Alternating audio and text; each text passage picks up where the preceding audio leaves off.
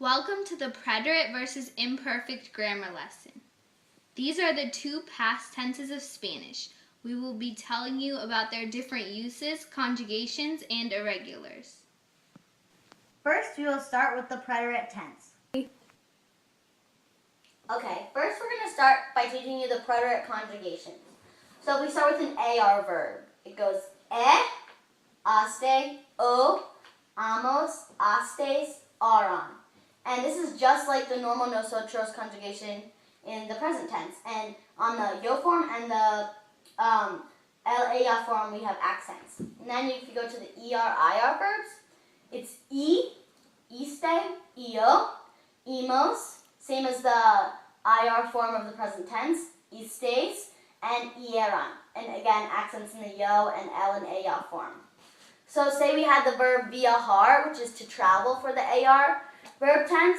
It would be viaje, viajaste, viajo, viajamos, viastais, and viajaran. Then for the ER-IR, say we had the verb beber, which means to drink.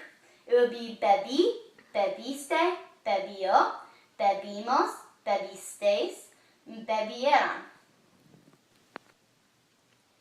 Okay, so to start off the irregulars of the preterite. Ir, which means to go, and ser, which means to be, have the same conjugation.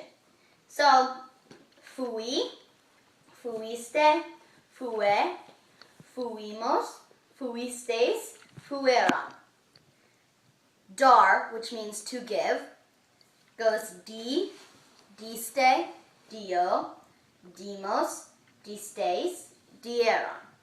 Then we have ver, which means to see, and it goes vi, viste, vio, vimos, vistais, and vieron. Okay, these are irregular stem changes, but when going through these, they all have the same endings. Yo, tú, iste, él, ella, usted, o. Nosotros imos, vosotros isteis, and ellos, ellas, eran. No accents. Okay? So we start. Poder, to be able to, goes to pood. Poner, to put, goes to poos. Saber, to know, goes to soup. Andar, goes to undo, and it's just like tener, which goes to tube, along with a star, and obtener, a star, a stuve. Caber, coop. Hacer, it goes to east, but in the LAF form, it is H-I-Z-O, iso. Querer, quis. Tener, I already talked about that. Venir goes to vin. Satisfacer goes to satisfice. Decir goes to di, ending with a J. Traer, tra. Producir, produce. And the reason these are starred is because in the preterite you have a verb that ends in J. You change the ellos, ellas ending to eran. No I. Drop the I. Now to finish up the irregulars in the preterite form, we're going to talk about car, gar, and zar verbs. So these are all special in the first person singular form, which is the yo form, and just that. So in the yo form, the car verbs, the C goes to a QU, so it's explique. And the reason for all of these is to keep the hard C, G, or Z sound, or else you would lose it. So then for the gar, in the yo form, it goes G to GU. So for example, it would be yagar would go to yage, because or else we would have yehe, which would not sound right for the verb yagar. And then zar verbs in the first person singular, the yo form, go from Z, the Z changes to a C. So almorzar, it goes almorce with the C in it. And that's it for our preterite irregulars. Okay, here are some examples of the preterite uses. Remember that preterite is a snapshot in time, and remember that we use the acronym SAFE. And the S stands for specific instances or number of times. For example, I called you 3 times. Te llamé 3 veces. Or, for specific instances, I called you yesterday. Te llamé ayer. And then the A stands for action that interrupts. This one is used with the imperfect, which we will talk about after this. For example, she left while I talked. Ella salió mientras hablaba. And the F stands for focus on beginning or end of action. For example, it rained at 6. Llovió a las 6.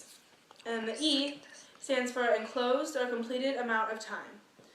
For example, she ran for 30 minutes. Ella corrió por 30 minutos. Okay, here are some commonly used expressions in the preterite. If you see these expressions, then you know it should be preterite. Entonces means then. De momento means like in the moment. Ayer means yesterday. Aquel día means that day. Aquella semana means that week. El otro día means the other day. Anteayer means the day before yesterday. En febrero means in February. El lunes means Monday. De repente means suddenly. Por fin means finally. Una noche means a night. Una vez means a time. Anoche means last night. La semana pasada means last week. El mes means the month. En 1954 means in 1954. And el 25 de julio means the 25th of July. As you can see, all of these refer to like a specific moment in time, which is what the preterite is best for, a snapshot. Next, we will go to the imperfect. These are the regular conjugations for the imperfect tense. For AR verbs, it is aba, abas, aba, abamos, abais, and aban. Notice that the yo form and the LA form are the same, and that there is an accent on the nosotros form. The conjugations for the ER and IR verbs are ia, ias, ia, iamos, iais, and ion. Notice that, again, the yo form and the LA form are the same, and that there are accents on all of them. So, for examples, we can use hablar, which means to talk, for the R verbs. So it would be hablaba, hablabas, hablaba, hablábamos, hablablais, and hablaban. For the ER and IR verbs, we can use aprender, which means to learn. So it would be aprendía, aprendías, aprendía, aprendíamos, aprendíais, and aprendían. There are only 3 irregular conjugations for the imperfect tense, and it is ser, to be, ir, to go, and ver, to see. So the ser conjugations are era, eras, era, éramos, erais, and eran. Notice that there is an accent on only the nosotros form. The ir conjugations are iba, ibas, iba, íbamos, ibais, and iban. Notice again that there is an accent only on the nosotros form. And last but not least, the ver conjugations are veía, veías, veía, veíamos, veíais, and veían. Notice again, actually there are accents on all of them, and it is on the I. Now I will go through the uses of the imperfect tense. There's an acronym for all of the uses called DEFCAL. D stands for description in the past. For example, it was a sunny day. Era un día soleado. The E stands for emotion or state of mind. For example, I was happy. Yo estaba feliz. The A stands for age. For example, I'm 15 years old. Tenía 15 años. The T stands for time. For example, it was 3 o'clock. Era a las 3. The H stands for habitual action.